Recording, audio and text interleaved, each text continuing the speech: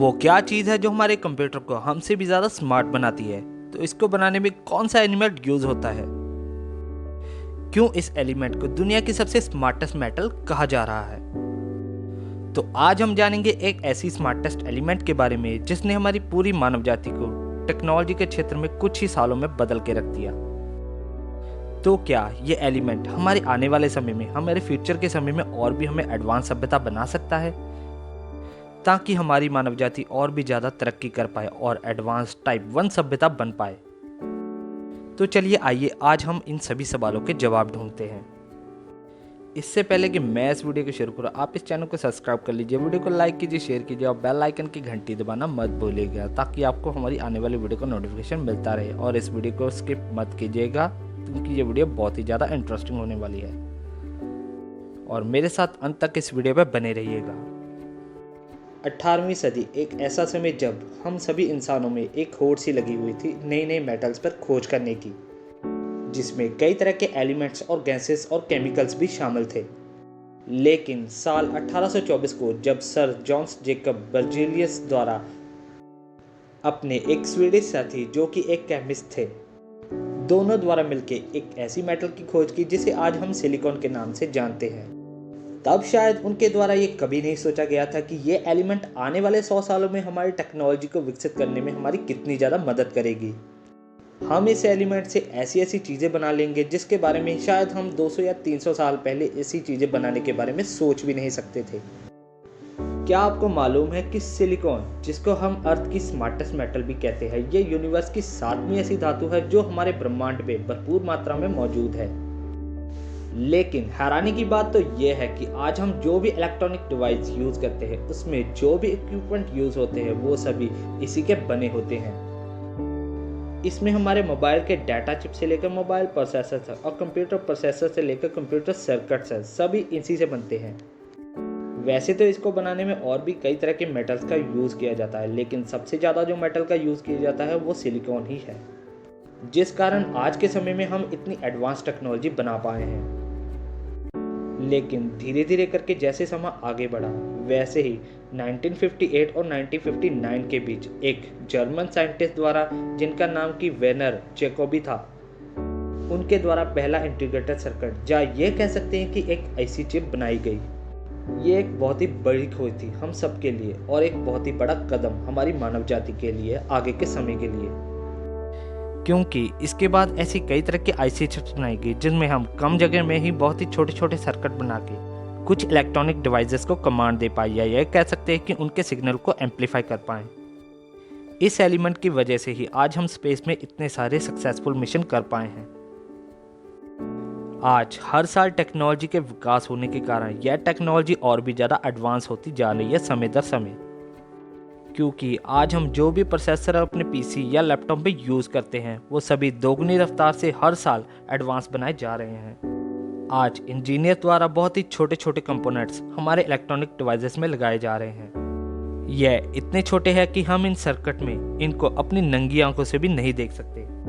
हर साल हमें यह सर्किट, प्रोसेसर, रैम और इलेक्ट्रॉनिक डिवाइस नेक्स्ट जनरेशन के तौर पर तैयार होकर मिलते रहते हैं, जिस कारण हर साल इनमें ट्रांजिस्टर, गेट और रेजिस्टेंस की गिनती बढ़ाई जा रही है। यह इन आईसी चिप्स में बिलियंस की गिनती में हो सकते हैं। एक प्रोसेसर में ये बात काफ़ी इंटरेस्टिंग है कि कैसे एक चिप के अंदर इतने माइक्रो ट्रांजिस्टर, रजिस्टर और गेट्स हो सकते हैं। इन चिप्स का आकार कुछ ही इंचेस का होता है, जिनमें बिलियंस की गिनती में ट्रांजिस्टर लगे होते हैं। हर साल कंपनी द्वारा ये गिनती बढ़ाई जा रही है। यह इंटीग्रेटेड सर्किट इन चिप्स में इतने ज़्यादा छोटे लगे होते हैं कि हम इनको माइक्रोस्कोप की मदद के बगैर देख ही नहीं सकते। कंपनीज द्वारा ये सब एक एडवांस मशीन, जो कि एक लेज़र की तरह होती है, उनके द्वारा बनाए जाते हैं। लेकिन ये काफ़ी हैरानी की बात है कि कैसे एक मशीन इन लाखों की गिनती में इन सर्किट को इतने सही और सटीक तरीके से लगा पाती है। अगर सही कहा जाए तो यह सिलिकॉन के बिना मुमकिन ही नहीं हो सकता था। सिलिकॉन एक ऐसा मटेरियल है जो कि मेटल और नॉन मेटल दोनों ही श्रेणियों में आता है। तो बात यह आती है कि क्यों सिलिकॉन को सर्किट, या कह सकते हैं कि एडवांस सभ्यता बनाने वाली मेटल कहा जा रहा है। तो इसका मेन कारण है कि सिलिकॉन एक हाईली कंडक्टिव मटेरियल है। इसका ज़्यादातर कह सकते हैं कि इसका उपयोग ट्रांजिस्टर, इंटीग्रेटर सर्किट और प्रिंटर सर्किट बनाने में किया जाता है, क्योंकि इसको बिजली का बहुत ही बढ़िया कंडक्टर मटेरियल माना जाता है।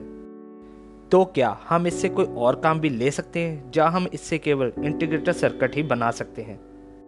तो हाँ, इसको ज़्यादातर फ्री इलेक्ट्रिसिटी बनाने के लिए भी यूज़ किया जाता है। सोलर पैनल बनाने के लिए इसे यूज़ किया जाता है, जिसके ऊपर सिलिकॉन्स और मेटल्स की लेयर होती है। जब भी इसमें से रोशनी पड़ती है और इस रोशनी में जो फोटॉन्स होते हैं उसको वो ऑब्जर्व कर लेती है और उसके रिएक्शन होने के बाद ये इससे फ्री इलेक्ट्रिसिटी पैदा करती है।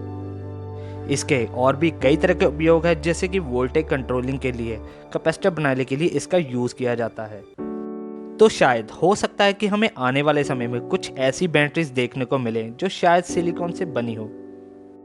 तो अब बात यह आती है कि क्या ये हमारे लिए हार्मफुल है, क्या ये हमारे लिए खतरनाक तो नहीं है, क्योंकि इसको कई तरह के उपयोगों में लाया जाता है और कई तरह की सिलिकॉन हमें देखने को मिल जाती है। तो हाँ, ये हम कह सकते हैं कि कुछ फॉर्म में सिलिकॉन हमारे लिए टॉक्सिक हो सकती है, लेकिन ये जानलेवा नहीं हो सकती। तो क्या हम सिलिकॉन का फ्यूचर में भी इससे बढ़िया तरीके से उपयोग कर सकते हैं? तो हाँ, कह सकते हैं कि इस मटेरियल का बहुत ही महत्वपूर्ण स्थान रहा है हमारी हिस्ट्री में, टेक एडवांसमेंट में। पर इसका विकास कभी भी बंद नहीं हो सकता, क्योंकि साइंटिस्ट द्वारा सिलिकॉन से ऐसे प्रोसेसर तैयार किए जा रहे हैं जिसमें इलेक्ट्रॉन्स और भी तेजी से चल पाएं, ताकि आज हम जो गैजेट्स इस्तेमाल कर रहे हैं वो आने वाले सालों में इससे भी 100 गुना ज़्यादा तेजी से काम कर सकेंगे। कंपनीज सिलिकॉन्स की शायद हदें मापना चाहती है, जिस कारण वो साल दर साल और भी ज़्यादा छोटे ट्रांजिस्टर बनाते जा रही हैं। यहाँ तक कि वो ऐसी माइक्रोचिप्स बनाने में लगी हुई है जिसमें शायद हमें आने वाले समय में हमें नैनो रोबोट्स भी देखने को मिल सकते हैं। और स्पेस में इसकी मदद से शायद हम कॉलोनी इस्टेब्लिश करने में भी हमारी ये सहायता करेगी। और मेडिकल फील्ड में हम शायद इसकी मदद से और भी कई तरह के गंभीर तरह की बीमारियों का इलाज कर पाएंगे, जैसे कि कैंसर। तो शायद यह भी हो सकता है कि कंपनी सिलिकॉन को दूसरी मेटल से मिलाकर कुछ ऐसे सर्किट या चिप्स या नेक्स्ट जनरेशन कंप्यूटर बना दे जो शायद हमारा आने वाला भविष्य ही बदल दे। लेकिन मुझे एक चीज़ बहुत ही अजीब लगती है कि क्यों लिथियम आयन को सबसे लाइटेस्ट मेटल कहा जाता है। लेकिन इसके लिए आपको हमारे शायद अगले एपिसोड का इंतज़ार करना पड़ेगा। अगर आप इस चैनल पर नए हो, जो आपने इस चैनल को सब्सक्राइब नहीं किया, तो प्लीज़ आप इस चैनल को सब्सक्राइब कर लीजिए, वीडियो को लाइक कीजिए, शेयर कीजिए और बेल आइकन की घंटी दबाना मत भूलिएगा, ताकि आपको हमारी आने वाली वीडियो का नोटिफिकेशन मिलता रहे। और वीडियो देखने के लिए धन्यवाद।